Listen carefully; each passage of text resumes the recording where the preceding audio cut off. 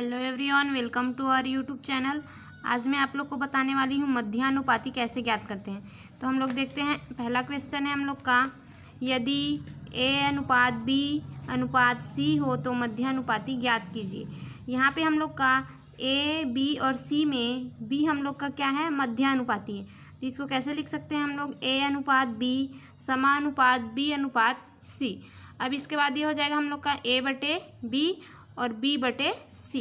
अब यहाँ से तिर्यक गुणा कर लेते हैं, तो A गुणित C इक्वल टू B गुणित B करेंगे तो B का स्क्वायर, यहाँ से A गुणित C करेंगे तो AC इक्वल टू B का स्क्वायर। अब हमें मध्यानुपाती ज्ञात करना है, मतलब B का मान ज्ञात करना है। तो इस स्क्वायर को इस साइड पक्षांतर करेंगे तो रूट लग जाएगा और प्लस माइनस का चिन्ह लग जाएगा। तो हम लोग का मध्यानुपाती क्या होगा, प्लस माइनस रूट AC, ये हम लोग का आंसर है।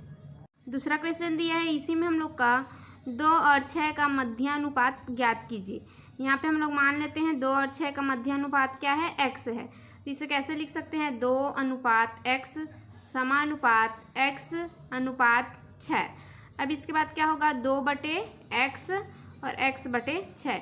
अब यहाँ से तिर्यक गुणा कर लेते हैं, तो ये हो जाएगा हम लोग का x गुणित x और 2 गुणित 6। यहाँ से फिर x गुणित x करेंगे तो x का स्क्वायर, फिर 2 गुणित 6 करेंगे तो 12। अब हमें x का मान ज्ञात करना है, मतलब मध्यानुपाती ज्ञात करना है। तो इस रूट को इस साइड पक्षांतर कर देते हैं, तो x इक्वल टू कितना प्राप्त होगा, 2√3। ये हम लोग का आंसर है। तीसरा क्वेश्चन दिया है, इसी में हम लोग का 6 और 54 का मध्यानुपाती ज्ञात कीजिए। हम लोग मान लेते हैं यहाँ पे 6 और 54 का मध्यानुपाती क्या है, x है। इसे कैसे लिख सकते हैं, 6 अनुपात x समानुपात x अनुपात 54। इसके बाद 6 बटे x हो जाएगा और x बटे 54 हो जाएगा। अब यहाँ से तिर्यक गुणा कर लेते हैं, तो x गुणित x करेंगे तो ये हो गया x गुणित x। अब यहाँ से 6 गुणित 54 हो गया, x गुणित x करेंगे तो x का स्क्वायर। अब इस 54 को हम लोग तोड़ लेते हैं, 6 का 6 हो गया।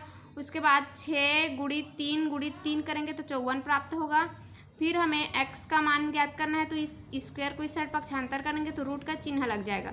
अब यहाँ से x इक्वल टू 6 गुणित 6 का, इसको 6 का स्क्वायर लिख सकते हैं, गुणित 3 को 3 का स्क्वायर लिख सकते हैं। तो x इक्वल टू 6 गुणित 3। फिर यहाँ से x इक्वल टू 6 गुणित 3 करेंगे तो 18। ये हम लोग का आंसर है।